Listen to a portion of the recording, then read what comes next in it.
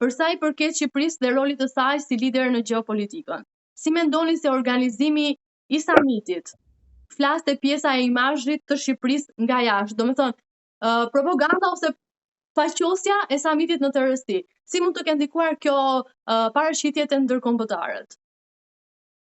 Tek cilët ndërkombëtar? Te LGBT të Evropës nuk na intereson fare si të duan dhe ta quajnë. As i llogarisin për të gjallë fare, po ta them unë shikoj opinionin publik dhe qytetarët me të cilët komunikoj për ditë. Nuk i llogarisin fare. Ky samiti që u bë këtu, u bë, thash dhe një tjetër, me që vajta te Manoli, as i fol, as më fol, ne nuk morën vesh gjë, s'morën ndonjë vendim. Kanë ndonjë vendim të na tregojnë çfarë bën, asnjë gjë. Thjesht ndihmojnë, duan që të mbajnë akoma, i vën paterica e Tiranës që të vazhdojnë të qëndrojnë në pushtet. Por vlerë për popullin shqiptar nuk kanë. Evropianët ne po na bëjnë genocid të pashpallur, por shumë të rënd, shumë të fuqishëm dhe pa zhurmë. Kanë ikur 1 milion shqiptar gjatë qeverisjes së Edi Ramës në Shqipëri, Pol Potit shqiptar. Prandaj ne nuk duam të dëgjojmë më për Evropën, të paktën ky është mendimi im. Kuptoj. Dua të them po ashtu se gjatë samitit kryeministri Edi Rama gjatë fushatës së tij të 11 majit ka përdorur simbolin e yjeve si premisë për Bashkimin Evropian. Dhe gjatë samitit ai ka përdorur një banderol shumë të madhe ku liderat evropian kanë firmosur atje dhe kanë lënë ndonjë shënim. Si e konsideroni këto, se si e shikoni këtë gjë që kryeministri Edi Rama ka bërë? Në radhë parë duhet të theksojmë që Edi Rama nuk është shqiptar, është hebre. Dhe politika e tij është thellësisht anti-shqiptare. Edi Rama mban marrëdhënie të ngushta me këtë Netanyahu, që po vret fëmijë, po vdesin fëmijë për ditë nga uria, po vrasin fëmijë izraelitët, po bëjnë një genocid të paparë, të pashëmbull, dhe Edi Rama gëzon dhe morret dhe thot kam marrëdhënie me Izraelin.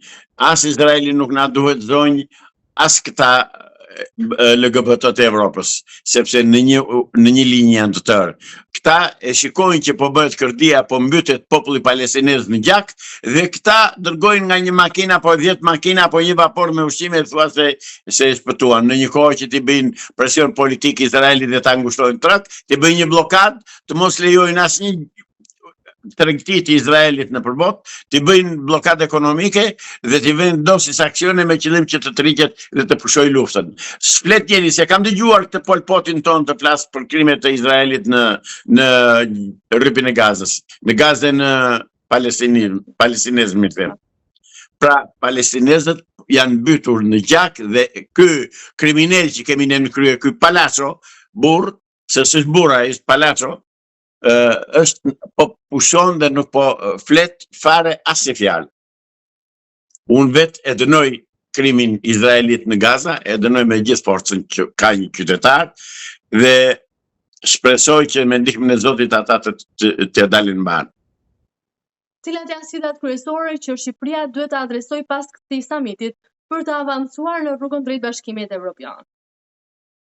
Nuk do vemi në Bashkimin Evropian, zonjë, po të them unë edhe mbaj shënim edhe ruaje videon, dhe vetë Bashkimi Evropian do shpërbëhet dhe ne nuk kemi punë me Bashkimin Evropian. Ne marrëdhëniet dhe lidhjet i kemi me Shtetet e Bashkuara të Amerikës. Pik, nuk na intereson Bashkimi Evropian dhe të bëjnë çfarë të duan, dhe të thonë çfarë të duan. Hiç fare, ne në Evropë jemi, ku do na çojnë ata? Me këtë tallen ata. Kanë 32 vjet që na gënjejnë, do vemi në Evropë, do vemi, e ku po pse s'po vemi në Evropë? Që ka penguar Evropën, mos ishin më të mirë shtetet të tjera nga neve për të vajtur, për të pranuar antar Bashkimit Evropian? Jo. Bile për kundër razi. Ne zonjë edhe një ta fiksoni mirë ju edhe dëgjuesit që konstituaj. Ne jemi ajka e Evropës. Ne jemi populli më i shkëlqyer që ka kontinenti evropian. Të tjerë të vinë pas nesh. A ka kontribuar kryeministri Edi Rama në këtë shkëlqimin e popullit shqiptar? Jo, ai e ka nxirr populli shqiptar, ai është qymyr që na është ngjitur për robas, edhe po na nxin se qymyri po s'të dojë do të nxijë. Ai është një qymyr i zi, një ster rezez, një njoll e madhe në historinë e kombit shqiptar, një njeri që do mbetet në histori si figura më urryer, si figura më degeneruar e këtij kombi.